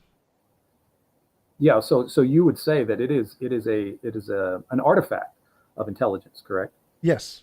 Okay, so you would adduce that you would agree that there is such a thing as human intelligence even as well, right? I'll Would give you that one say a that? 50-50. Human Okay, intelligence. I don't know. Donald Trump exists. It's a no tough problem, no call. problem. No problem. So the idea of what you just find, you believe that we invented math, we didn't discover it. Yes, I can actually give you a date and the people who did. Okay, I'm not setting up for any kind of thing, but I think there was probably, I'm philosophically, I believe math was discovered in some sense. Now, but I would say there was uh, maybe like art in some sense that maybe not exactly, maybe not the best example, but we could discover that we had artistic skills, right? You discover you have a skill or ability, and you're like, ooh, this is kind of cool. So you make the discovery that you're good at X. I can make pi, or I can play the guitar pretty easy, or I can write books, or whatever. You have this sort of discovery that where you participate in it, but it also seems to be a kind of a gift, right? So there's this exchange where I feel like my skills and abilities as a Christian, obviously, I would say that God has built me a certain way to do certain things. Um, and I would find that that would be sort of a gift. God has given me a gift of X, Y, and Z. So I discover that. But then there's also the participatory aspect of appreciating and using and utilizing that gift. And I think mathematics would be, and I know we would disagree, but I think mathematics is kind of like that. We discover it, but then we use it to discover the world around us. And so like Blaise Pascal, I think, and others, it was it Newton and Pascal that came up with, what was it? Calculus. Calculus. Yeah. So here are two individuals that come up with kind of the same thing, and they kind of invented it, kind of discovered it at the same time. So that to me, this suggests that mathematics is like language itself, like intelligibility, if you will, something discovered, but then something that we use as well. So it's a kind of a combinatorial thing, not just So do one. you think English was discovered? Language certainly is. Yes, language was a gift. So as I believe that when God breathed, we are spirit. God breathed His Spirit into us, which gave us the mind, intelligibility, all those kinds of those abstractions that we talk about, the theory of mind and stuff like that. That intelligibility comes with the ability to that gift of language. And so we have that as an innate gift that we just, we're like babies, right? They discover, hey, I can say dada and get dad's attention. I can say dar and get, I can talk about a car, or blah, blah, blah, if I mean fish. The baby is learning linguistic things, and he's kind of like, it's kind of fun if I say food and he can smack his table. He learns. He's got this gift of communicating that seems to be able to get him the things that he wants. Yeah, but So English itself, like it didn't exist before humans. English wasn't a thing, right? It's just a made up human construction. right. So I would say it's something like an automobile. That the basic combustion engine, four wheels, four cylinders, whatever. This idea of a horseless carriage is pretty much, you need to have some basics to have a combustion engine four wheel automobile. Now you can have very very many designs on top of that, and I think that's kind of what language is. There's an undercarriage, a frame, a basic. You need a combustion engine, you need wheels and brakes and whatnot. But there's a variety of different things, like there's a variety of different automobiles. But the structure and idea and concept of the automobile is generally underlying that principle. Like morality, I think in some sense that there may be different moralities in different cultures, but the underlying aspect of morality is a thing. And so I think language is a gift, and English just happens to be one variety, like a fruit on a tree, apples and cherries and bananas. They're all fruits, but it's really the same kind of thing So the altogether. logical structure is the thing you're talking about. The Yeah, the logical structure coming from Christ, the Logos, he is the source of that. For me, that's what I believe. Okay, That so logic for me is also just a language. It's again just completely, yeah, totally human made up. There's nothing special about it. There's no special connection. A does not always need to equal A. There's paraconsistent logics where you can have true, false, and both true and false at the same time. There's quantum logics, intuitionist logics. All of those things are again just human language. There's nothing special about them. They're not a part of the universe. They don't require anything outside of the universe. It's just a human made up thing to describe reality, and that's it. And there's problems with logic. We know logic is again just a human invention because there's problems with it, just like any human language, like Gödel's incompleteness theorem 1 and 2, and the Lewinsky-Skolem theorem. We know that logic is just a flawed human language to describe stuff. That's it, just like English. So those relations that you're talking about aren't transcendental. They're not something that exists outside of a human mind. It's just a human mind making connections and describing things, and that's it. So again, you could just go to the Stanford Encyclopedia of Philosophy, classical logic, very first sentence. Classical logic is a formal language in a system of semantics. That's it. So those connections that you are saying that exist between language are also just human made up connections. They're not actual things. They just describe reality. And so it doesn't seem to me like there's any problem with saying reality is just a natural, eternal, natural thing. And we are just making up these languages to describe reality. And there's nothing special about math or logic or language in any sense. They're just descriptive properties.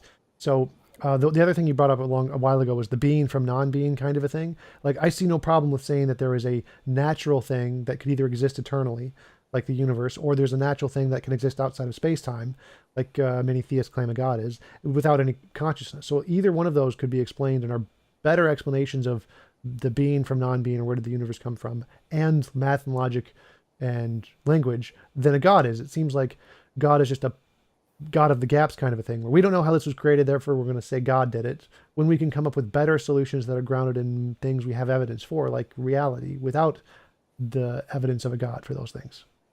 Well, I see. I just kind of one thing for clarity. It seems like if language is just a subjective, are you suggesting that language is just a subjective tool for us to describe things? Yes. That's it. There's no ontological reality to the things we're describing, or are there? The things we're describing exist, but the language is purely arbitrary. It's completely subjective. We make up all the things of the language is stuff we made up. We just use the language to describe stuff that exists independently. So how do you escape the dilemma of your language being nothing more than just a description? We need some way to differentiate imagination. Wait, language is just a description. What do you mean? So you're telling me that, you just said so a few minutes ago, the idea that we could describe being from non-being, or something eternal like our universe, or something beyond it that is natural, unconscious. These seem to be also in the realm of verbal description. How do you differentiate that those are genuinely real possibilities and not just something linguistically that you've created for yourself? All right, that's the thing I brought up earlier. We need some way to differentiate imagination from reality.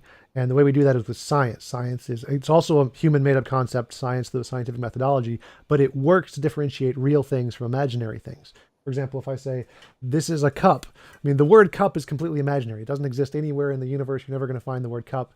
Same with math and logic. They're just made up things to describe the cup. The cup exists. We can demonstrate the cup exists using science. It's not imaginary, even though all of the things we use to describe it are imaginary. If I was a quantum physicist and I use science to describe the cup, I'm going to come to the conclusion that the cup is mostly empty space. Yep, that's also true. So how do you know that your language, in the way in which you just described language, isn't just a verbal description of things? Language is just a verbal description of things. So right, the cup is like a description of mostly empty space with protons and neutrons and electrons. Right. So what I'm saying is that these verbal descriptions that you're giving me, how do you know they're ontologically real? The verbal descriptions are just descriptions. They're not ontologically real, but the things they refer to are ontologically real.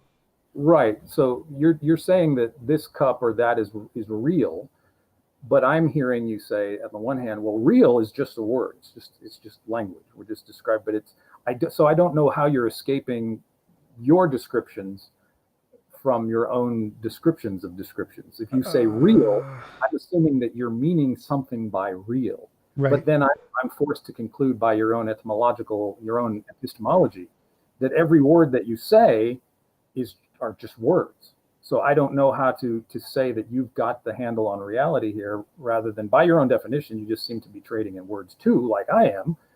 We seem to be stuck epistemologically in being able to transcend our vocabulary in some sense, we seem bereft of being able to say that's a real cup.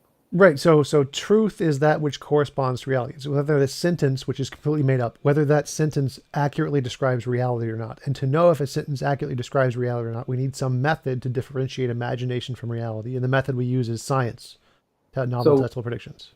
Reality is made up, if we go with physical materialism, reality is made up of physical things. And we know from quantum mechanics and modern physics that mostly even solid things like steel is mostly empty space. So yes. What do we mean by real? The things. So again, real is just the things that are not imaginary. They exist independent of our imagination. The things that exist. Are you imagining a cup? Yes. Aren't you imagining a cup? Yes. I So mean, there's a picture of a cup in my head, and this is yeah. imaginary. And then there is an actual cup here, which is not imaginary. See, now hold on. See, that is what I'm confused about. You say that's an actual cup. And I'm Yes. saying, no, it's just science says it's just mostly empty space. Those are the same thing. So mostly empty space and actual cup is still the same thing. So because the But you just mostly said empty you made up space cup. exists outside of my imagination. So there's the But imaginary what? you just said that you made up cup. The, You the made that word word. the word cup is made up. Okay. Well, And there's why wouldn't the empty space description be made up too? because the empty space exists. Well, the description is made up, but the empty space exists independent of my imagination. If I stop imagining the empty space, it's still going to be there. So reality is empty space. Mostly empty space with protons and neutrons and electrons. Okay, but is that a real sentence about reality? The sentence is true, so it corresponds to reality. The sentence itself is made up, though. It's still true. But how could you have a sentence you've made up that corresponds with reality if reality is mostly empty space? You're saying my sentence corresponds with empty space. Yeah, yes. So a reality is the stuff that exists regardless of your imagination. So there's the imaginary stuff, which is only true if I imagine it, like I'm imagining a unicorn. And then there's the stuff in reality, which is true independent of anything you imagine. So it doesn't matter what your imagination does, that stuff can't change. That's what reality is. So when I say that the cup is protons, neutrons, electrons, and empty space, all of those properties are going to still be there regardless of what my imagination does. Math, logic, and language aren't. They're all in my imagination. If I stop imagining, they all go away. So the logic, reason, mathematics are all for you in the imaginary realm? Yes, they're all languages. They all just made up in our heads. Okay, how do we then apply our logic in the app? Because science is an artificial construct made by humans. Yes. It's not something nature tells us to do. Yes. So how if language is just made up and that reality is mostly empty space, you've made up a language that corresponds to mostly empty space. How can we do science in a world like that? It's really easy. You say that I have imagine you see a cup fall over. Like what caused that cup to fall over? Now there's a bunch of different things it could be. It could be a squirrel or a fairy or a leprechaun, magic pixies, a god, asteroid, a bird. There's lots of things it could be. And if I say all these are imaginary, all these are things in my head right now.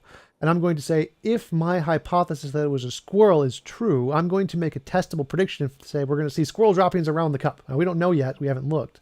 And then we can go and say, we're going to go test this. We're going to go look to see if there are squirrel droppings. And we see the squirrel droppings and say, oh, I was right. So this one hypothesis made future testable predictions, which were confirmed. And that gives us good reason to believe that that hypothesis is describing reality, not something in our imagination. Because we made a prediction about reality, not our imagination. And it was confirmed. We made a prediction about a squirrel that's mostly empty space. I mean, what is a squirrel? It's mostly empty space. There's no contradiction there. Like a squirrel is made of protons, neutrons, electrons. Derive a conclusion about anything. If everything is mostly empty space and our language is made up, it seems like you're bereft of something objectively solid, Tom, epistemologically speaking, that if I'm creating language, I could call a squirrel, like, you know, what babies do when they see grandma, where they have a funny word for grandma, and then grandma's name becomes, it sticks, right? Nana, Nona, whatever. The baby nonsense is, it names grandma. But so if your epistemology really is rooted in sort of languages being made up, and that reality, science studies the physical world, but the physical world is mostly empty space, and the logic and reason mathematics are just imaginations and in the imaginary part of my mind, I don't see how you can arrive at any sort of conclusive idea about objective reality. I'm not sure I'm following your argument here. So mostly empty space doesn't change anything. So a thing can be, a squirrel is mostly empty space, it's still a squirrel. It doesn't stop it from being a squirrel. Yeah, but it's defining squirrel. Where's that coming from? Our heads, we imagined it. We made up a name for squirrel. Okay, so we just made it up. Why? It could be a bear. Yeah, that we can call it a Klingon if we want to. It doesn't make a difference what we call it. So how would you know that you're looking at a squirrel finally if we can call it whatever we want to?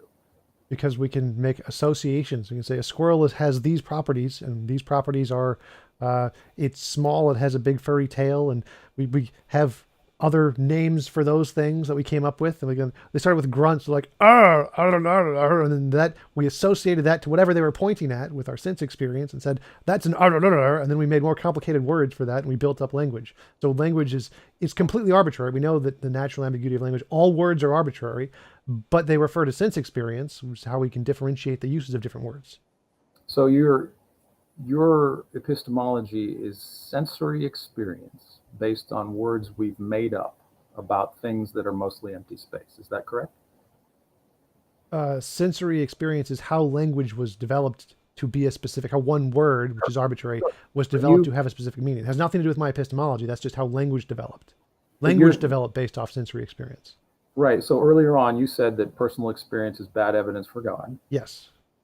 So I'm kind of tying back into your idea that personal experience is a very subjective. It's very subjective epistemologically, right? Yes. Okay. So we're using personal experience that is very subjective to make up words that describe reality, but reality is mostly empty space. I don't see where we can solve. Well, I'm not sure. I still don't understand. We're swimming in hard solipsism here. No, absolutely not. So I don't understand why you keep bringing up empty space. Like the fact that things are mostly empty space changes nothing. Okay, we can stop. I was just wondering. So from my perspective, when I said that personal experience is bad evidence of a God, I mean, evidence is, again, that which can differentiate imagination from reality. But if you're only claiming something is imaginary, you don't need to differentiate imagination from reality. So if I said, I'm imagining a unicorn, I don't need to demonstrate there's a unicorn in the world because I'm not claiming there is one. So language, as like the word apple or pine cone or whatever, those are just imaginary. I don't need to differentiate those from real and imaginary. They're just imaginary words. So you only need to differentiate imagination from reality if you're claiming something exists in reality, not your imagination. All language is just in our imagination. So you don't need to do that for language.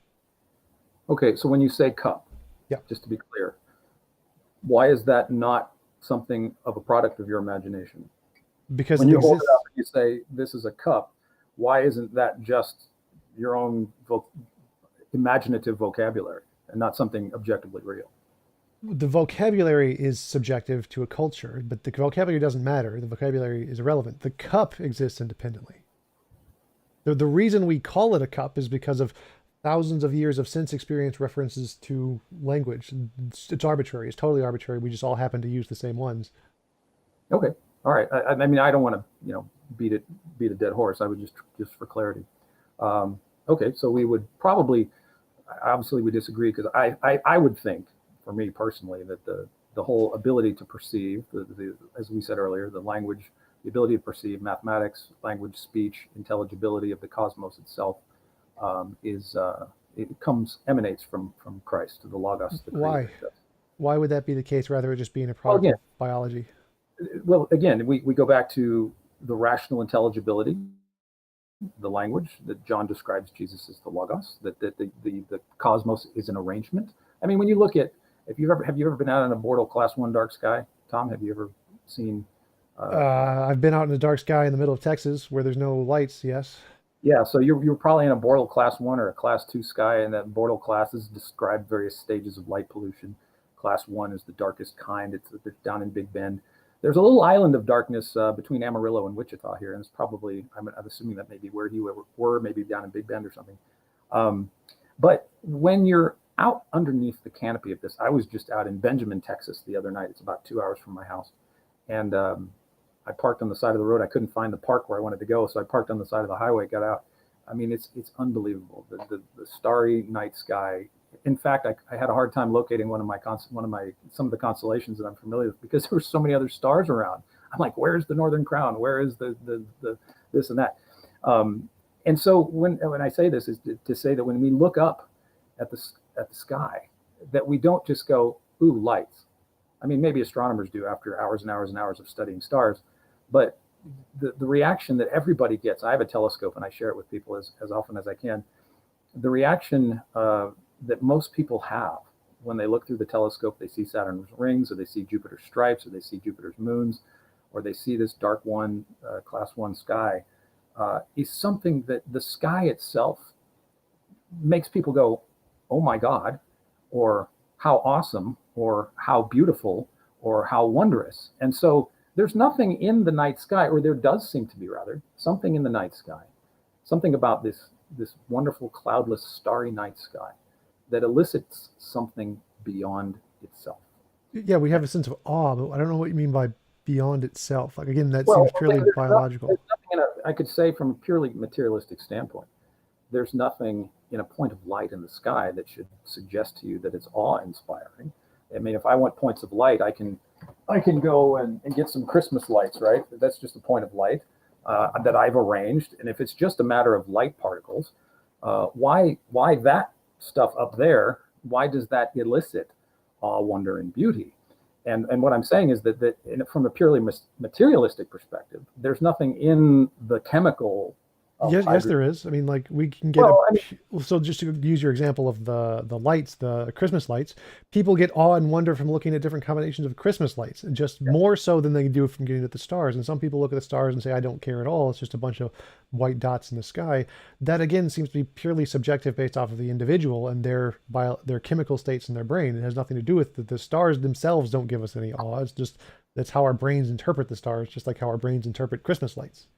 Well, I think we're getting back into that problem of language again. If you want to tell me, which is fine, I'm not saying it one way or the other, but if you want to tell me the stars don't give us this, I think that's an imaginative claim that science can't finally address, right? It's a subjective decision on your part to say that the stars themselves aren't doing that. Oh, no, I think that's demonstrably provable again, because we can take the psychological states. If the stars are giving us this thing, then we can say, given some kind of test group, does this cause it more often than the other things like music or Christmas lights or um, paintings or whatever? We can test. We get the same results as the rabbit's foot. Like is the probability that the stars actually cause these things is exactly the same as the rabbit's foot, which is purely based off of the individual. There's no special property they have that gives us those things. We can demonstrate that and prove it. Well, I think when we're talking about God, especially Jesus of the Bible, ontologically, philosophically, scientifically, uh, Jesus is the creator. He will be by nature, if you want to steel man the theistic position, he is above nature. He is beyond nature. And that for me as a Christian, I look at the heavens, Psalm 19, the heavens declare the glory of God.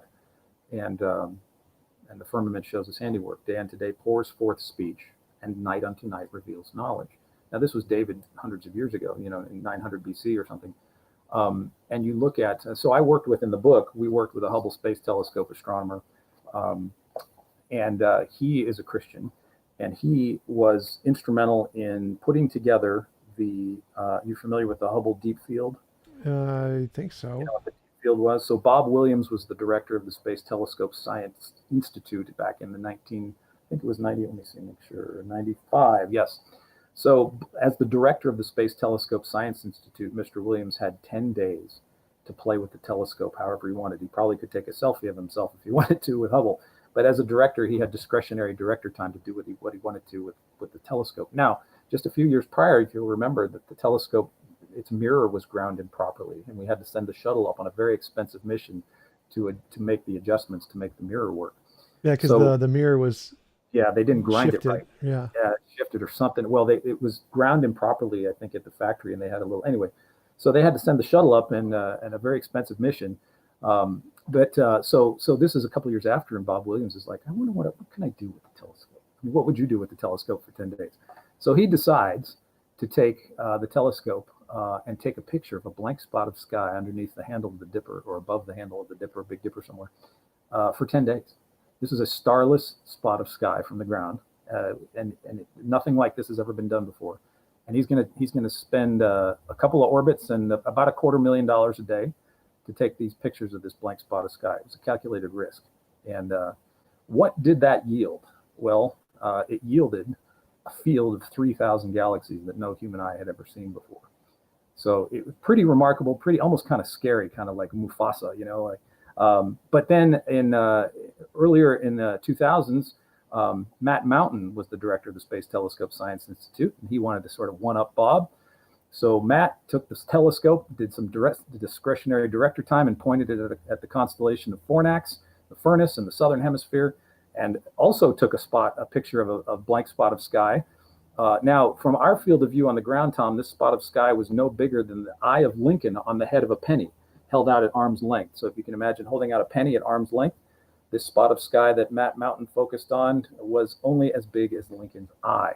And so this telescope, the Hubble, went around the Earth, I don't know how many times, 40, I don't know how many times it was, 800 images, 400 orbits. And Dr. Kokomor, who we worked with in the book, processed all that. So they took 800 images and they combined them all into what is now known as the Hubble Extreme Deep Field. Some 10 to 15,000 galaxies exist in a spot of sky no bigger than Lincoln's eye on the head of a penny. Yep, every spot of sky, everywhere, in every direction. Right. So it's like, whoa. And so now there's this, these Hubble images have caused people to reevaluate the estimation of how many galaxies there are in our universe. Anywhere between 200 million or 200 billion to 2 trillion. I mean, nobody really knows because nobody really can take a census of all of that. I mean, I think the consensus in physics is it's infinite. I don't think there's any number on it. Well, yeah, and the number is, there's no hard number. I would agree that who knows? Well, I mean, I think that most of the different theories of cosmology and the size of the universe is that literally infinite, given general and special relativity and Alan Guth's early universe inflation. The size of the universe is infinite, literally. So, well, there's the problem of actual infinities. No, there's not. That's not a problem in physics. That's a philosophical thing. It is philosophical. I mean, when you make a distinction and say the universe is infinite, you're actually saying that there is such a thing as a physical infinity. Yep, and we've not seen that. We don't need to, again. So that's just in physics. I mean, if we're talking about hard science, we're talking about hard empirical science. To say that there's an actual infinity requires empirical evidence. If not, it's in the realm of imagination. Well, no. So science, you don't need to see everything in the theory. You just need to make a testable prediction. For example, predicting fossils and evolution. Physical materialism, then, is it? No, it still is. So for example, in evolution, we don't predict the position of every single fossil in the historical record. We predict a certain kind of fossil, and then if we discover that one fossil, we can count that as a confirmation of the entire theory. So the physics theories make predictions like the cosmic microwave background, the curvature of space-time, the bending of black holes. All of those are confirmed. So those are all evidence that the universe is infinite because it's based off of those models, just like finding one fossil is evidence of the entire theory of evolution. And so you don't actually need to demonstrate the actual infinity of space. You just need to make testable predictions. So we do have evidence of those. No one has actually shown an actual infinity. So you don't need to. You can predict one, but one doesn't actually exist that we know of in empirical science. You don't have that data. You don't need to. Again, that's not a thing. Well, I think that's special pleading to say that I'm going to be an empiricist. I'm going to be a methodological naturalist. I'm going to be a philosophical naturalist. But I can say that when it comes to the physicality of an infinite universe, I don't need evidence for that. No, we have evidence for that. So no one's actually demonstrated the Big Bang exists, but we do have lots of evidence of the Big Bang. Well, okay, so take the cosmic microwave background radiation. Are you familiar with the problem of the axis of evil within that radiation? Yeah, the fact that there's a difference in heat from one side to the other, which again isn't really an issue. Well, it kind of is, because there's the quadrupole and the octupole and the monopole. So you know what those are? The different sections of the space that's being measured from where we look. Right. So you have the Wilkinson microwave background radiation antenna, and then you have the Planck satellite before that. They both came to the same conclusion about this data. And for the sake of the listeners, I'm not saying you don't know this, but maybe you already do. But the quadrupole, so they divided up this sort of egg-shaped sphere of the universe, the picture of the cosmic microwave background. Yeah, the stuff above us is slightly less temperature-wise than the stuff below us. And so so there's the monopole, and then there's the quadrupole, where you have fourths. You have this fourth, that, this, and that. So that oval is divided up into fourths, and all of those temperatures seem to fit together. Then when you divide it into eighths, the same pattern emerges. And what it appears to be, and I'm not saying that this is what the data ultimately concludes, but it does look like, to the physicist, I was watching a video and reading a book by an Ohio State astrophysicist who seems to think that this possibly looks like the Earth, or at least the Milky Way, is central to the universe, the way the monopole, the quadrupole, and the octupole line up. And that was not something that Alan Guth or any inflationary theory had predicted. It was something that came back from the two data receivers. And so, I think science has a wonderful wonderful ability to predict things. But here's the question, Tom. Why is the universe and nature in itself so regular that we can make these accurate predictions? It's not science that's fundamentally doing this. This is not a fundamental quality of science, but a fundamental quality of the universe, that the universe can be predictable. This is what Einstein means by the intelligibility that just seems, if in a random universe that just kind of pops into existence, you wouldn't have predicted a universe that has so much regularity and predictability. Yes, you would. Like, I mean, that's fundamentally false. Like everyone. We don't know for sure, but it doesn't seem to me on naturalism that you would be able to predict a universe that would be so as regular as ours. Actually, we do. We predict that all the time. Again, that's consensus in cosmology and physics, is that, yeah, they would be. Prediction, the ability to predict is within nature itself. It's regularity. Yeah, that's the consensus in physics. So Yeah, for any unknown, again, what you just presented was a God of the gaps. You said, here's something we can't explain. I can make up an explanation that is God. I mean, we can just make up an explanation that is natural. I can say there's an undiscovered law that does that. I'm not God of the gap in here. Here's what I'm doing. I'm saying that with the if you look at our conversation as a cumulative case evidence that I presented in, I can't talk about every aspect of this, excuse me, but for the God of the gaps, here's an argument. I can say, why is there coffee on the table? Now I can explain how a French press works. I can explain how to boil water. I can explain how an espresso machine works with the electricity and how all the machinery works. And that's a perfectly legitimate explanation. So I could take apart the coffee machine and explain that. That's a perfectly legitimate explanation. There's also a very personal reason why there's coffee. And so for me, I can say, why is there coffee? Well, I made it. That's a personal explanation. Now, me saying that I made it does not cancel out the explanation that is afforded by the machinery. If you took the coffee part apart, or if you took apart, physics, the physics of heat and conductivity and water boiling and all that kind of stuff, those explanations are not mutually exclusive. I'm not substituting, we don't know the method, therefore me. I'm saying that even if we did know the method, me is still a legitimate explanation, though it does not, I grant, have the details that a physical explanation of taking apart the coffee pot would. Right, so right, but that is exactly the God of the gaps argument. So, for example, that's the John Lennox. It's John Lennox's argument. I know is one about the cake and saying, well, why is the cake on the table? And you can do all the chemical calculations. But so if we explain why is the universe the way it is, it could be explained by a being with personal agency, or it could be explained by an impersonal force of nature with no being. And those are mutually exclusive. So those, you can always say, well, maybe I can explain this this force as being done by a being. Like, that's just an infinite regress, unfalsifiable claim. You could say that about anything. I could say the personal being is explained by an unexplained force, and you can go back infinite regress to doing that the whole time. But the truth is that it could be explained by just a force with no being at all, and that would be mutually exclusive. And that those two alternatives can make different predictions. Since they can both be explained, they explain the evidence, we would go with whichever one makes the testable predictions. And the science is the ones that do that, not the theistic being one. Even though you can insert that before the science for anything, you can do the same for any other assertion as well. That isn't actually evidence that it's true. So the question is why should we believe that isn't an imaginary explanation? And all of the things we have it probably is just an imaginary explanation. All of the evidence we have in physics, the consensus in every field of physics, in every field of cosmology, in every field of science is that, no, that's just natural laws. There is no being there, even though you could insert one. Now laws, you bring up laws, this gets us back into mathematics. They're descriptive. Laws are not causal, Tom, would you agree? Laws describe something that exists in the world. Right. The thing that exists. They can't cause and they can't govern. No, the things that exist in the world do cause and govern. We just call them laws. What is the cause and the governance going on there? What's the actual source of this governance? If it's not the laws, I think we'd agree the laws are descriptions. Right. They're not causal agents. So for you, what is the ultimate causal agency of the universe? Energy and motion. What do you mean by energy and motion? Because if we talk about energy, which is, you talk about pure energy like photons, no mass? Are you talking about energy within a planet? Are you talking about energy with mass? Are you talking about pure photon energy? All of that energy. That's all energy. That's all E = mc squared. Energy is the fundamental nature of reality. I don't know sometimes what people mean by energy. Some people think energy is eternal. Do you ascribe to that view? Yes.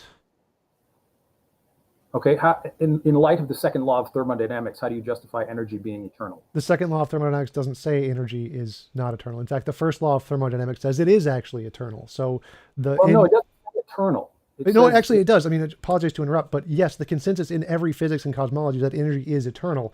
If just quoting Sean Carroll, he spent 30 minutes online, found 17 models of eternal cosmology where energy is eternal. His specific model of the bouncing is where entropy, the second law of thermodynamics, has a collapse at a single point, and then it expands again in the past. So the second law of thermodynamics doesn't in any way say energy isn't eternal. It's not at all what it says. It just says there is a beginning to the inflation, and that's it. Yeah, so that what you said came out of the debate with Bill Craig in 2014 at New Orleans Baptist Theological Seminary, where they were debating cosmology, and a lot of people think Bill lost that debate. Well, but Sean is that quip you refer to is here in the it's on page 46. And it's in the Q&A, and those are the 7. He went online in about a half an hour. He found. Actually, I think that was in his rebuttal, not the Q&A. Well, it might have been in his rebuttal. Anyway, he found 17 different models, and he says this. He says, so the question is, are there realistic models of eternal cosmologies? He says, I spent a half hour on the internet, and I was able to come up with about 17 different plausible-looking models of eternal cosmologies. I do not claim that any of these is the right answer. We're nowhere near the right answer yet, and you can come up with objections to every one of these models, but you cannot say that they are not eternal. And he ends with an exclamation point. And so, Tom, I would ask, if I had the opportunity, I would ask Sean Carroll. One second, ends with an exclamation point in the middle of a debate. Like he adds the exclamation point with his finger. Right. So I guess I have to go back and watch and see if that's what he was, that was warranted there, of course. But anyway, so I'd ask you, if I'd ask Sean the same thing, what do you mean by eternal? Exists at an infinite past. There is a negative infinity for the past. So is it for you a series of successive in the A theory of time? Yes, that is an infinite successive period. Okay, so for me, I understand eternal to be timeless and spaceless. Yeah, so that would be another alternative. That would be more like a B theory of time or a C theory of time, where it's like there's a iteration device. But right, all of those are possibilities. Yeah, so when we're trading in this idea of eternality, and I'm not saying you're doing this, what I hear a lot is that people will use this substitute.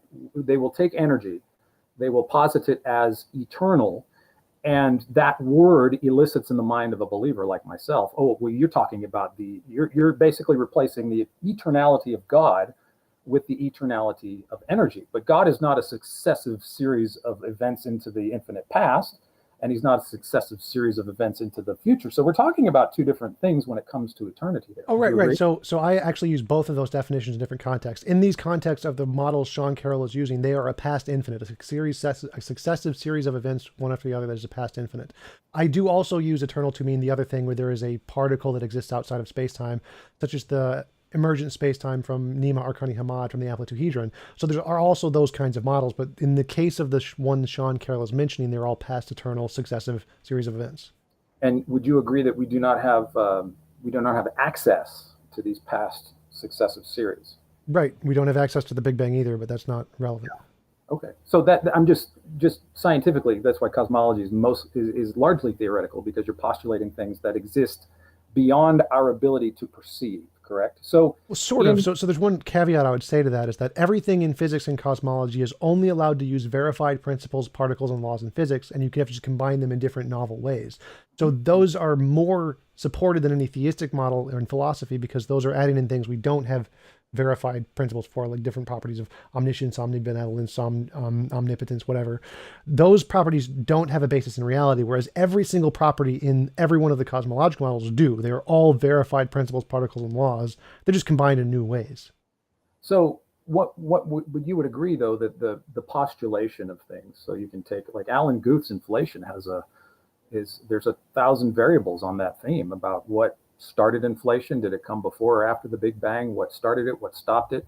What caused it? What was the size of the universe? And all of these kinds of things. So there's a great deal of variety about inflationary models, because we're dealing in the theoretical and the abstract. It doesn't demonstrate that energy has a past series of infinite existences beyond our universe. That is something that is, in your view, Tom, would that be something that is part of reality or part of an imagined reality?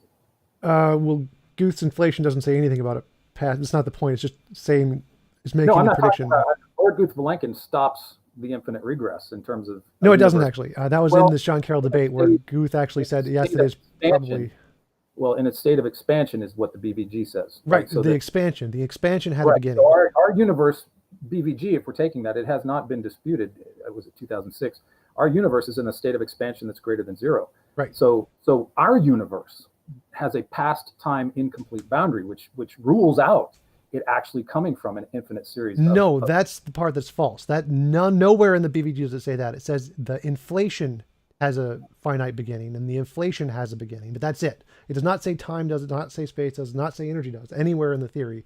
And Sean Carroll actually showed a picture of Alan Guth saying exactly that, which was hilarious, in that debate that you mentioned. So, and yeah, so why is there widespread disagreement about this? Because we're well, there's dealing not. The consensus in physics is exactly what I said. Like, there's only a small minority of people who take that to mean that it had an absolute beginning, and it's usually the theists.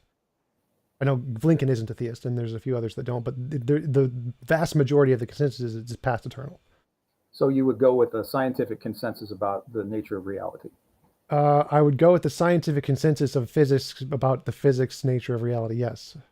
Do physicists like Carroll use words to describe the nature of reality that we cannot see? No, they use mathematical models. That's a language, right? Yes. So So they're using a language that they've created to describe things they cannot see. Is that correct? no, again, so they're using a language which they're only allowed to use principles, particles, and laws that have been verified. So they're only allowed to use language words that represent things we know exist in reality. So they're not allowed to use anything else. But they've made up the language. The language is just the random words we use to describe things that exist in reality. So it's the things that exist in reality are the only things they're allowed to use, and they make different combinations of those things, and they use the words to represent them. For you, does language exist in reality? It exists in our minds, which exists in reality. So language does exist in reality. In abstractly, yes. So, but we've made up the language, correct? Yes, the language doesn't matter to anything I said in the argument. Okay, so how do we know, how would we, using language, whether it's math or English or it's, Arabic, whatever, using math and language, how do we ever know that we are beyond our descriptions, we going beyond our descriptions and actually are accurately describing reality and not just making something up? Novel testable predictions, that's what science does. Okay, right. So what I'm getting at is, how do you have novel testable predictions about things in the past that we're trying to describe using language that is subjective, theoretical, and made up? Again, the language subjectivity is irrelevant. You can just call it X, you get the same result. So nothing about the language matters. You can change the language any way you want, you get the same result. The way we know it is novel testable predictions. We could say Alan Guth's early universe inflation theory made a prediction about the cosmic microwave background, which was confirmed, which is why it's an accepted theory. It happened billions of years ago, like I think it was 300,000 years after the Big Bang or whatever. But the reason we know it's true is because it made a prediction that we didn't know yet. We confirmed the prediction, which gives us a reason to believe that it's true about the past. That's why we can infer things from the past, is because we can make future predictions. And if those future predictions are confirmed, then the theory is justified. Mm-hmm. And have you ever read Thomas Kuhn or Yes. Michael Polanyi? Yes. What is it? I forget what Kuhn's big work was, but yes. The Nature of Scientific Revolutions. Yeah. Where he uses very specific religious language to talk about the shift in scientific paradigms. That's it. So, paradigm shift. That's the one. Yeah. So he uses religious language to talk about, the shift from a Newtonian worldview, and then you're converted to an Einstein worldview, and he talks about these paradigmatic shifts in cosmology and science, not just in cosmology, but in science. So science seems to be an ever-shifting. Sorry, got to interrupt. It's almost, you said you had to go at 1? I do have to wrap up. It's 12. I've got to be in Arlington in a minute. Yeah. This is I want to keep going because this part's the really interesting part. We got to talk about this again. Yeah, absolutely. I'd be happy to do it if we want to arrange another time. I've enjoyed my time. Yeah, absolutely. Yeah, I definitely want to go into the past infinites and talk more about those and why they're not a problem, and definitely the scientific method and why testable predictions can give us information from the past. It's so interesting to talk about. And I think the God of the universe, the risen Lord Jesus Christ, is, of course, I know you don't agree, but that is, when he said, "Let there be light," he wasn't kidding. Well, light didn't come until like 300,000 years after. Yeah, so we can talk about that too. But I think it's been great, Tom. I really enjoyed it. It's been I was a little nervous because but it was funny that you pulled up Carol and I had the book right here. That's really cool. Yeah, So I've really enjoyed it, and maybe we can schedule a time to continue. Thank you. definitely. Really enjoyed it. Love talking to you, and I'll let you get to your appointment. Talk to you Thank you, later. Tom. And is this going to be on your channel, or Yeah, is it's it already already? there. There's lots of comments. Oh, okay. So you're not going to edit or anything, or No, I'm way too lazy for that. okay? You're like me. I got to edit podcasts. I'm like, oh, Yeah, yeah. yeah, editing is hard. All right, Tom. Thank you so much for your cordiality and good discussion. Thank Yep. you.